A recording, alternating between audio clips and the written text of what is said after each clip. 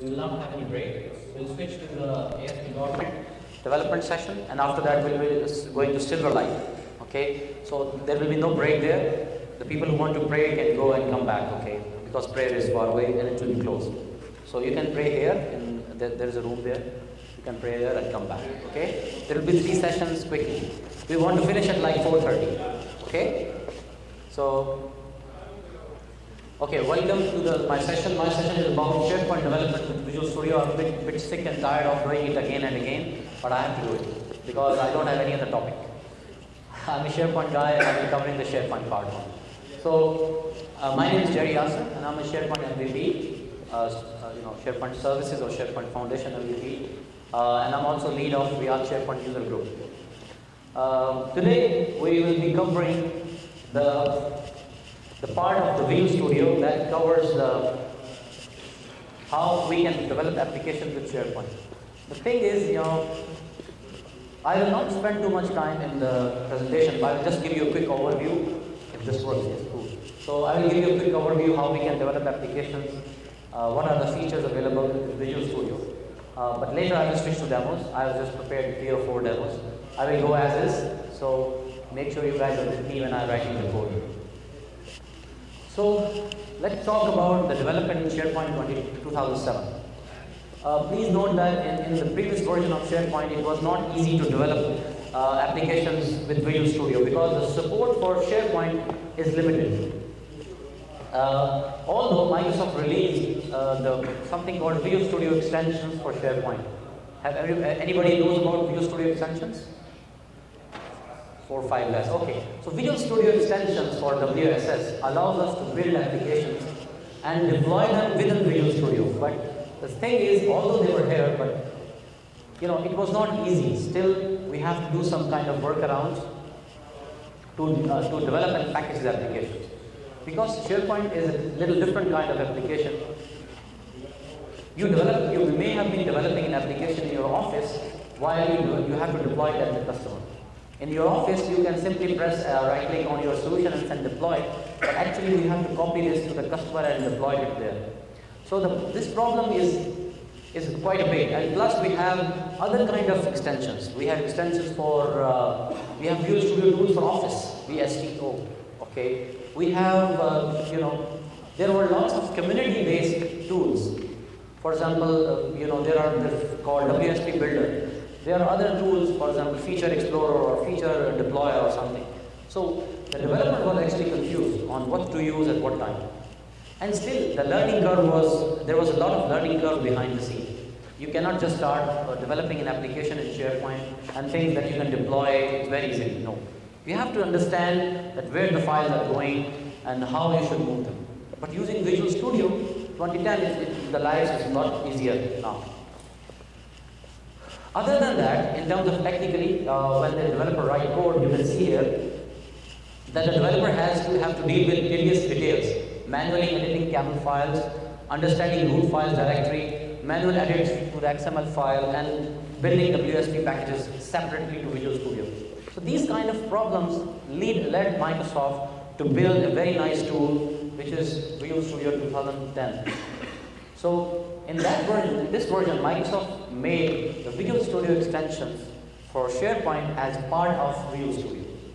So let's look at the evolution. You can see here, when we have SharePoint Visual Studio 2005, here you can see that we have some kind of support with Visual Studio extensions, but they are not very expensive. There was something there, WSP View, Soul Generator, and then in 2008, Microsoft increased, they provided more information by giving us sequential workflows, and then in 2008, and if you have used 2005, there was no 64-bit support. So Microsoft added in Visual Studio 2008, they added 64-bit support for Visual Studio extension. So now you can build applications, you can install the bits on the 64-bit server as well. But see here, in 2010, Microsoft made it part of Visual Studio. They made it as upgrade as part of, so when you install Visual Studio, you can select an option called install Visual Studio tools for SharePoint. Okay? So this is a cool thing, you don't need to install any other software on your machine to run SharePoint. So one question, do you need to have SharePoint on your machine where you are developing your application? Anybody knows? Anybody answers? Do you need to have SharePoint on the machine where you will be developing SharePoint applications? No. No. No. Yes. You should. See, to develop applications for SharePoint, although you will be able to develop them easily, but you will not be able to deploy them. So the machine that you can use, you should have SharePoint, because if you remember the step that I did in the first part, I connected to the SharePoint installation. When I click New Visual Web part, it asks you to select your website. So if you don't have SharePoint on the machine where you are developing your solution, it will not work. Okay, so you need to have SharePoint on the machine which you are developing SharePoint application. But don't worry. In 2007, you should have Windows Server 2003 on your machine to develop applications on SharePoint. Now you don't need to. If you have Windows 7 installed on your server, Windows 7 Professional, you can install SharePoint 2010 on Windows 7 and then install Visual Studio to do all kind of developments that you want to do. So that's a bit cool thing, that you don't need to have a server installed on your laptop. Okay, so SharePoint, I've already covered these things, but again, SharePoint 2010 is the end-to-end SharePoint developer story. It means you don't need to use any other tool, you don't need to use any other utility to build your solutions and then deploy them to the server.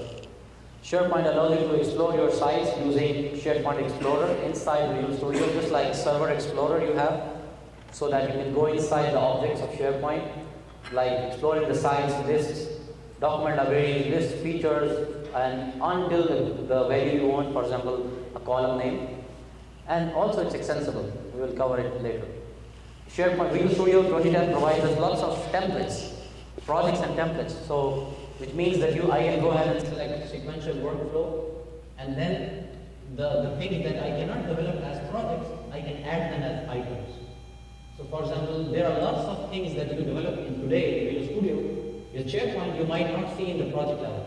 But when you go inside the project, you can say add new item, you will find lots of new options there. Okay? You will have designer support. Of course, everything that you develop with, I don't believe that we have designer support for everything. Like site definition, don't need a design. So for everything that you see as visually, like web parts, like workflows, there will be a UI. For example, something called, what is the book? I just forget the name of the event handlers. So event receivers are event handlers. When you double click on a button, for example, or when you create an item. So event handlers, you don't need to implement a class now. You can select the options from the drop down. You say, I want to implement, in this list, I want to implement item adding event. So you just do it and Visual Studio will generate the class for you. And then you will write your code only. That's it. You don't need to worry about anything else. One of the coolest things in 2010 release, which I like, is that SharePoint has a 12 hive or 14 hive directory. Anybody, I ask this question all the time. Anybody knows the full URL of the 14 hive? No hand? Anybody knows the full URL of 12 hive or 14 hive? Okay, guys, you are a SharePoint developer, you should know that. Okay, so although this URL is there, SharePoint copies lots of files there, but so as a SharePoint guy, you should know the URL. So lots of the time when we're developing applications, we have to copy files to this URL directories. Like layouts, we have to copy controls. For example, we have to copy images to the images folder. We have to copy controls to the control templates folder. The thing is, now you don't need to worry about that. Because in Visual Studio, you can simply right-click on your project and says map to a folder.